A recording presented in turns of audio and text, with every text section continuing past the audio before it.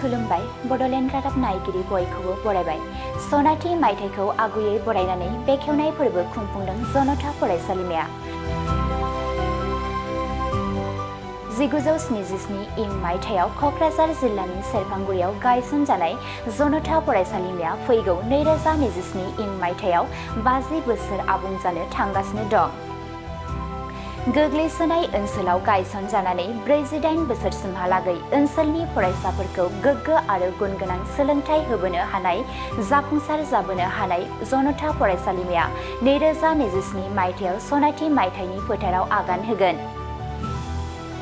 सनाथि बोसोराव आगान होनो गोनां जनता फरायसालिमानि बे गेदेरथार आगानखौ आगुयै बरायनानै जनता फरायसालिमानि सामलाय आफाद, teaching and non teaching staff आरो स्टुडेन्टस इउनियन बडिनि जथायै बानजायनायाव सनाथि मायथाइखौ आगुयै बरायनानै साननैनि हाबाफारिजों मोनसे मेहेरगोनां हाबाफारि खुंनो लानाय जादों। फारियै दिनै 6 आरो 7 आगस्ट साननैनि हाबाफारिजों खुंफुंनो लानाय हाबाफारिया दिनैनिफ्राय जागायबाय। दिनैनि गिबि सानाव जुलि जानायनि दोरोङारि आखुथाय बे आयदाखौ लानानै मोनसे हारिमुआरि हानजा सुरनाय हाबाफारि लायो, जेराव गुबुन गुबुन हारि माहारिनि फरायसाफोरा गाव गावनि हारिनि दोरोङारि जुलिनि आखुथायखौ दिन्थिनानै हानजा सुरनायाव बाहागो लायो। बेजों लोगोसेनो गिबि सानाव फरायसालिमानि सोरगिदिं बिफां गायनाय, फरायसालिमानि इन्जुरनि लाइसि बेखेवनाय बायदि माखासे हाबाफारिजों जागायो। हाबाफारिनि आयदाफोरखौ फोरमायथिनायजों लोगोसे गाबोन 7 आगस्ट खालि फरायसालिमानि मोखाङाव सनाथि मायथाइनि मोनसे मनुमेन्टखौ बिटिआरनि गाहाय खुंगिरि प्रमद बर'आ बेखेवनानै होगोन। मख'नो गोनांदि रायजोनि सोलोंथाइ मन्थ्रि रनज पेगुआ फरायसालिमायाव गोदानै लुफुंजानाय हिन्जावसा हस्टेलखौ बेखेवनानै होनायजों लोगोसे गेवलां मेलाव बाहागो लागोन।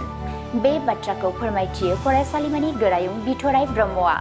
लोगोसे दिनैनि बे हारिमुआरि हानजा सुरनाय बे हाबाफारिखौ फिरफिला बिरहोनायनि गेजेरजों बेखेवनानै होयो फरायसालिमा सामलाय आफादनि आफादगिरि धीरेन्द्रनाथ ब्रह्मआ। खौरांगिरिफोरनि सिगाङाव जनता फरायसालिमाखौ लानानै माखासे बाथ्राखौ मिथिहोदों फरायसालिमा सामलाय आफादनि आफादगिरि धीरेन्द्रनाथ ब्रह्मआ। नोंथांमोननिसिम बरायनाय थाबाय। दा जोङो आं बे जनता कलेजनि सासे गभर्निं बडिनि प्रेसिडेन्ट हिसाबै नोंथांमोननो मा जा हायो बेखौनो आं नोंथांमोननि सिगाङाव रिपर्ट खालायगोन। मानो होनबा बे मोनसे रिमट प्लेस, सेरफांगुरि जनता कलेजआ क'क्राझार जिल्लानि बे हाजो खर' खाथियाव थानाय भादरदेहाव थानाय मोनसे रिमट प्लेसआव बे अनुष्ठाना थांनानै दङ। बे हिसाबै बे कलेजआ 1977 सननिफ्रायनो स्टार्ट खालायनाय। दिनैसिम बे कलेजआ 50 बोसोर जानायनि बैसोआव फैगासिनो दङ। 2027 सनाव बे मोनसे पुर्नांग 50 बोसोर जागोन। बे हिसाबै बे गल्डेन जुबलिखौ जों खुंनो लादों। दा बेवहाय जोङो माखासे बे गल्डेन जुबलि शुभ कामनाखौ खुंथाय होनो थाखाय जोङो हागौमानि मानसि रायजो राजानि शुभेच्छा आरो बयनिबो मोनसे खेन्दा बिनानै बेखौ हानायखिनियाव जोङो जथेस्थ' प्रकारै जोंनि स्टाफ प्रफेसार लार्नेड प्रफेसार बिथांमोनहा नाजादों।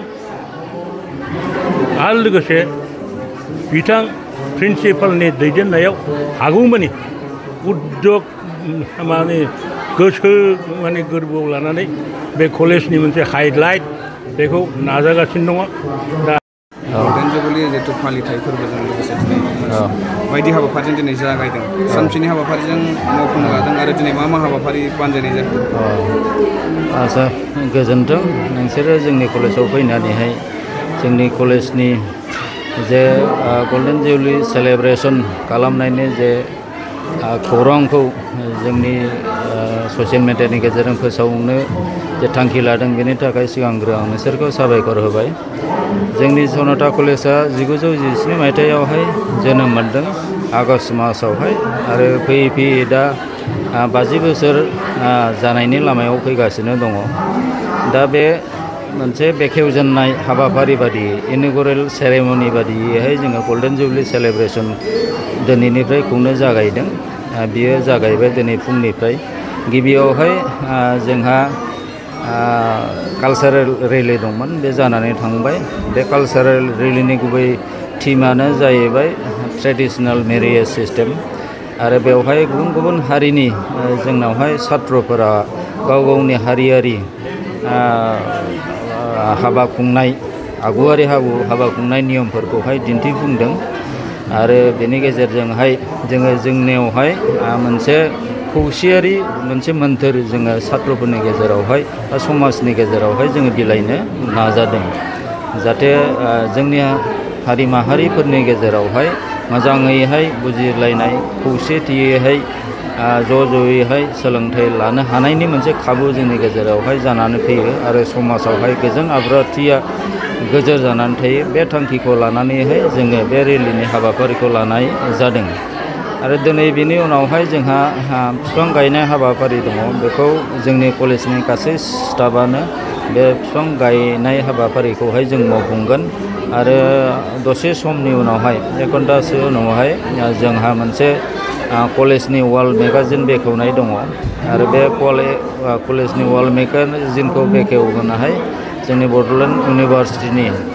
डक्टर इन्दिरा बर' बिथाङा गाहाय आलासि महरै नुजाफैगोन आरो बिथांखौ जोङो बेखेवगिरि महरैहाय लेंहरदों आरो बेनि उनावहाय जोंहा बेलासि समावहाय बिदिनो बे दहाय आं बुंनाय बिफां गायनाय हाबाफारिखौ मावगोन आरो बे मावनायनि उनावहायनो जोंनि दिनैनि हाबाफारिया जोबगोन आरो ओमफ्राय गाबोन जोंहा दङ गाबोनसो जोंनि मेइन सेरेमनिया जागोन गिबियावनो दङ जोंहा कलेजनि फ्लेग दिन्थिनाय जिहेथु जोंनि कलेजआ 50 बोसोर जानोसै बेखौ लानानै जोङो मोनसे मेइन कलेजनि फ्लेगजों लोगोसे गासै 49टा 49टा जोङो फ्लेगखौहाय जोंनि स्टाफनि गेजेरजों जोङो दिखांनो राहा लामा लानो नागिरदों आरो बेनि उनावहायनो जोंहा जोंनि कलेजखौ गायसनजेनग्रा आरो जोंनि कलेजावहाय अबदान होनाय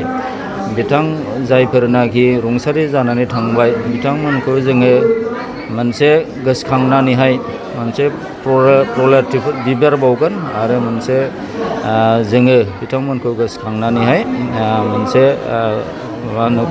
माबा खालायगोन आरो मा होनोमोनलाय बेखौ कन्डलेन्स खालायगोन आरो बेनि उनावहायनो जोंहा दङ जोंनि गल्डेन जुबलि मनुमेन्ट बेखेवनाय गल्डेन जुबलि मनुमेन्टखौ जोंहा अलमस्ट कमप्लिट जाबाय आरो बेखौ बेखेवगिरि हिसाबैहाय जोङो जोंनि बिटिआरनि चिफ गाहाय बिथां प्रमद बर' सारखौ जों लेंहरदों बिथाङा कनसेन्ट होदों फैगोन आरो बिथांनि गेजेरजों जोङो बे गल्डेन जुबलि मनुमेन्टखौ बेखेवनाय जागोन आरो बेनि लोगोसेयैनो दङ जोंहा गोदानै लुफुंनाय जनता कलेज गार्लस हस्टेल बेबो लुफुंनाया जोबनानै थांबाय आरो बेखौ बेखेवगिरि हिसाबै जोङो मोननो हादों जोंनि आसामनि सोलोंथाइ बिफाननि मन्थ्रि डक्टर रनेश पेगु सार बिथाङाबो फैगोन आरो बिथांनि आखाइनि गेजेरजों जोङो जोंनि बे गोदानै लुफुंनाय जनता कलेज गार्लस हस्टेलखौहाय जोङो बेखेवनानै लागोन बिनि उनावहायनो जोंहा अपेन सेसन बे अपेन सेसना जोंना 11:30 मिनिटनिफ्राय जागायजेनगोन आरो बेवहाय जोंहा जोंनि सेलेब्रेसन कमिटिनिनो आफादगिरि बिथां डक्टर सुर नार्जारि सारा आफादगिरि हिसाबै सालायलांगोन गाहाय आलासि हिसाबै जोंहा डक्टर रनेश पेगु दङ आरो बेजों लोगोसे एपइन्टेड स्पिकार चिफ सार दङ बेजों लोगोसे इनगुरेल स्पिकारबो दङ जोंहा इउजि सार बिसोरो फैगोन आरो बेजों लोगोसे जोंहा गोबां जोंनि खाथि खालानि एमएलएफोरखौबो लेंनाय दं बिसोरबो लेंहरजानाय आलासि महरै नुजाफैगोन आरो दा बेवहाय बे जोबखांनायनि उनावहाय जोंहा मोनायाव मोनसे कालचारेल नाइट दङ आरो बे कालचारेल नाइटआ 6 बाजिनिफ्राय गासै 10 बाजिसिम जागोन बेवहाय सासे देंखो रोजाबगिरि आर्टिस्ट फुकन बर' बिथांखौ लेंहरनाय जादों बिथाङा नुजाफैगोन आरो जोंनि गेजेरावहाय गावनि रोंगौथिखौहाय दिन्थिसार फैगोन आरो बेबादिनो जोंनि जनता कलेजनि गल्डेन जुबलि इनगुरेल सेरेमनिया बे मोनानि 8:30 गेजेरजोंहाय जोबनानै थांगोन गोजोन्थों। जाय हाबाफारि एलुमनि स्टुडेन्टफोरखौबो हांख्रायनाय जादों नामा? जोङो जोंनि जनता कलेजनि जेसेबांनाखि एलुमनिफोर दङ बारग' फरायसाफोर बिथांखौबो जोङो ससियेल मिडियानि गेजेरजोंहाय प्रग्रामखौ जोङो फोसावनानै होदों निस्सय बिथांमोनाबो फैगोन आरो। Thank you sir.